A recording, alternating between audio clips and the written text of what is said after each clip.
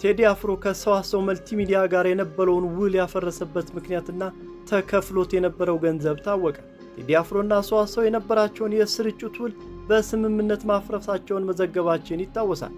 የውሉ መቋረጥ ምክንያት ምን እንደሆነ ለማጣራት ባደረግነው ሙከራ በአሳታሚውና በድምፃዊው በኩል ውሉ ውስጥ የተካተቱ አዳዲስ ጉዳዮች ዋነኛ መንስኤ መሆናቸውን ከምንጮች ሰምተናል።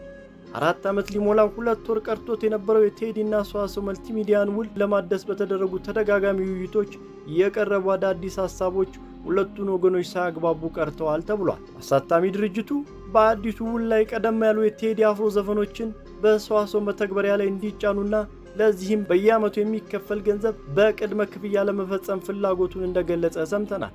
ይሁንና በቴዲ በኩል ሐሳቡ ተቀባይነት ሳያገኝ ቀርቷል ተብሏል። በተጨማሪም ከ4 ዓመታት በፊት በተፈረመው ውል ላይ ከስልክ ድምፅ ማሳመሪያ ወይም ሲአርቢቲ የሚገኝ ገቢ ለሰዋሰው እንዲሰጥ የሚፈቅደውን ስምምነት ማሻሻያ እንዲደረግበት በቴዲ በኩል የቀረበው ሐሳብ ከሰዋሰው በኩል ይሁንታ ሳያገኝ ቀርቷል ተብሏል። በመሆኑም እነዚህ ልዩነቶች ሊጠቡ ባለመቻላቸውና የአልበሙ መውጫ ቀን በመቃረቡ ሁለቱም ወገኖች ውሉን በስምምነት ለማቋረጥ እንደተስማሙ አውቀናል። ውሉ በተፈረመበት ወቅት ሰዋሰው ለቴዲ በአጠቃላይ 50 ሚሊዮን ብር ለመክፈል ተስማምቶ እንደነበረ ሰምተናል።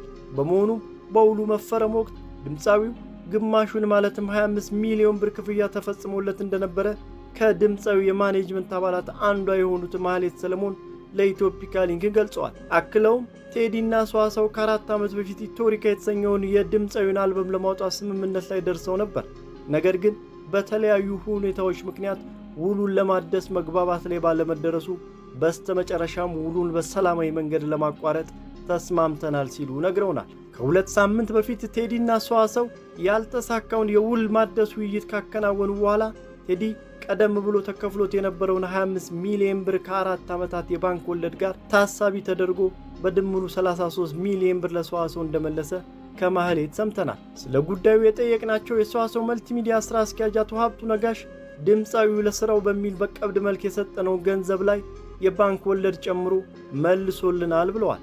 አክለውም በስራ ሂደት በሚያጋጥሙ ሐሳቦች ምክንያት ብቻ ውሉ በስምምነት መፍረሱን አረጋግጠዋል። ቴዲ አፍሮ አዲስ ዩቲዩብ አልበሙን ነገ ሐሙስ በራሱ የዩቲዩብ ገጽና በሌሎች ማድመጫ መንገዶች እንደሚለቅ ይጠበቃል።